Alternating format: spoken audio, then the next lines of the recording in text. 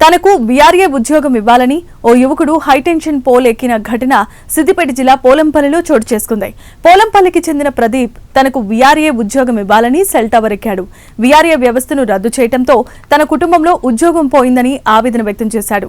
విషయాన్ని తెలుసుకున్న ఎమ్మెల్యే కొత్త ప్రభాకర్ రెడ్డి అనారోగ్యంతో ఉన్న హుటాహుటిన హైదరాబాద్ నుంచి పోలంపల్లికి చేరుకున్నారు. వీఆర్ఏ వ్యవస్థ పునరుద్ధరణకు తన వంతు కృషి చేస్తానని హామీ ఇవ్వడంతో యువకుడు సెల్ టవర్ దిగాడు. ఉద్యోగాల కోసం పోరాటం చేయాలి కానీ ఇలాంటి కార్యక్రమాలు చేయటం సరికాదన్నారు. సగర్వంగా మన పనులు జరుగుతాయి. ఇట్లా ఇప్పుడు పొలంపల్లి నుంచి తీసుకుపోయి ఎన్నో చెమ్నాపూర్ ఏదో కూడా తెలియదు. చెమ్నాపూర్ అంటారు. ఆడ ఏం పని చేస్తారు ఆయన, ఏం కథ, ఏం లెక్క, ఏం తెలియదు. అదే గ్రామ కట్టానికి ఉపయోగపడతాయి కదా. గ్రామ కట్టానికి చేస్తే దీని గురించి మాట్లాడదామంట. మైక్ కట్ చేస్తారు గ్రామ సభలో. మైక్ పట్టుకోమని మైక్ ఉండదు. నోరెత్తనియ్యారు.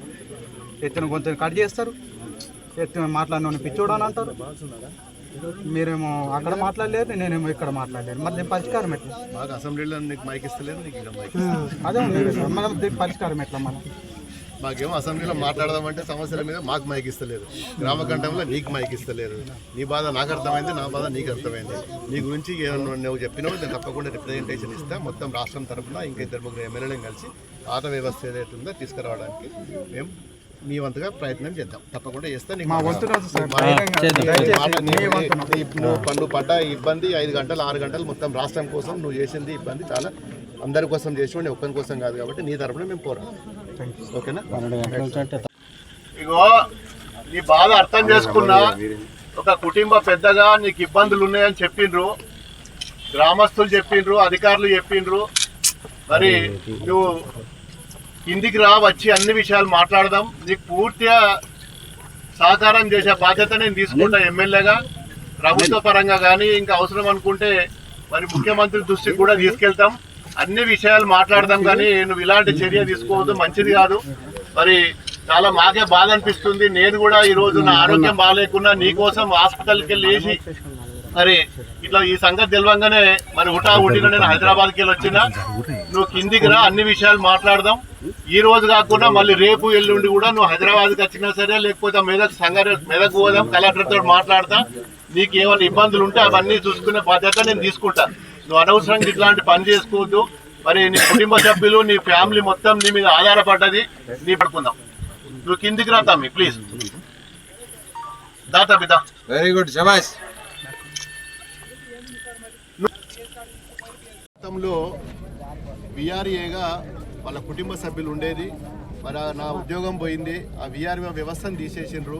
మళ్ళీ ఆ వ్యవస్థ రావాలి, రాష్ట్రమంతటా రావాలని చెప్పి మరి ఆయన మరి కరెంటు హైటెన్షన్ టవర్ ఎక్కడం 2 గంటల నుంచి ఇప్పటి వరకు మరి ఎమ్మెల్యే రావాలి, ఎమ్మెల్యే మాట ఇవ్వాలి. అప్పటి వరకు నేను దిగను. ఈ వీఆర్ఓ వ్యవస్థ మళ్ళీ పునరావృతం కావాలి. గతంలో ఏ విధంగా ఉండనో ఇప్పుడు కూడా అదే విధంగా ఉండాలి. ఈ ప్రభుత్వం దగ్గరికి పోయి మా తరఫున మొత్తం రాష్ట్రం తరఫున రిప్రజెంటేషన్ ఇవ్వాలని చెప్పి ఆ అబ్బాయి ప్రదీపు మరి 4 గంటల నుంచి మరి నేను ఆత్మహత్య చేసుకుంటా, మీరు మాట ఇచ్చేదానిక కాదు అని చెప్పి మరి నేను హైదరాబాద్ నుంచి వచ్చి మరి ఆ అబ్బాయికి నేను మాట ఇవ్వడం జరిగింది. తప్పకుండా ఆయన బాధ అర్థం చేసుకున్నా. ఆయన ఉద్యోగం పోయి ఆయన కుటుంబం రోడ్డు మీద పడుతుంది. ఇలాంటి కుటుంబాలు చాలా రోడ్డు మీద పడ్డాయి. ఈ వ్యవస్థ మళ్ళీ పునరావృతం కావాలి. గతంలో ఏ విధంగా ఉందో మళ్ళీ అదే విధంగా ఉండాలని చెప్పి మరి ఆయన తపన. దాన్ని మేము పూర్తి అర్థం చేసుకున్నాం. తప్పకుండా మొత్తం రాష్ట్ర స్థాయిలో వీఆర్ఏల తరఫున మరి మేమందరం కూడా మా బీఆర్ఎస్ పార్టీ మరి పూర్తిగా ప్రభుత్వంకు రిప్రజెంటేషన్ ఇచ్చి ఆ వ్యవస్థను మళ్ళీ యథావిధిగా నడపాలని చెప్పి. గ్రామాలలో ఇబ్బంది అవుతుంది. ఇంతకుముందు మస్కూరులు అనేది ఆ పేరును మార్చి వీఆర్ఓ కింద వచ్చింది. మళ్ళీ దాన్ని అదే విధంగా పునరావృతం చేయాలి. యథావిధిగా గతంలో ఏ విధంగా అయితే ఉండనో ఆ పోస్టు మళ్ళీ అదే విధంగా ఉండాలని చెప్పి మొత్తం రాష్ట్రం అంతటా కూడా మరి సమస్య. దాన్ని పూర్తిగా మా బీఆర్ఎస్ పార్టీ తరఫున మరి మేము కేసీఆర్ దగ్గర తీసుకెళ్ళి అక్కడ నుంచి కూడా రిప్రజెంటేషన్ ఇప్పిస్తాం. తప్పకుండా మరి అసెంబ్లీలో కూడా మరి అవకాశం వచ్చినప్పుడు తప్పకుండా ఇప్పుడు ముఖ్యమంత్రి రేవంత్ రెడ్డి గారి దృష్టికి కూడా తీసుకెళ్తాం.